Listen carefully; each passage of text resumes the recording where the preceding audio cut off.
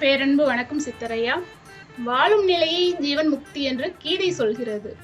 குருமார்களின் இறந்த நிலையை ஜீவன் முக்தி என்று மக்களால் நடைமுறையில் கொண்டாடப்படுகிறது. இவை இரண்டும் முரண்பாடாக இருக்கிறது. இதற்கான சரியான வழிகாட்டுதலை உங்கள் மூலமாக பெற காத்திருக்கிறோம் ஐயா. வாழும் நிலையில் அடையக்கூடிய ஒன்று ஜீவன் முக்தி.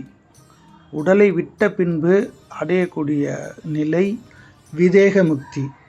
இங்கு ஜீவன் முக்தி என்று குறிப்பிடுவதே அறியாமை, ஆன்மீகம் புரியாமை, வாழ்வியல் தெரியாமை. வாழும் நிலையில் ஜீவன் முக்தி நிலையை அடைவதற்கு தானே சிவம் என்பதை உணர்ந்திருத்தல். நன்றாக கவனித்துக் கொள்ளுங்கள். அறிந்திருத்தல் அல்ல, உணர்ந்திருத்தல். அந்த உணர்வு நிலையில் வாழக்கூடிய ஒவ்வொரு மனிதரும் ஜீவன் முக்தர்தான். அதே மனிதர் உடலை விட்டுவிட்டால் அது விதேக முக்தி.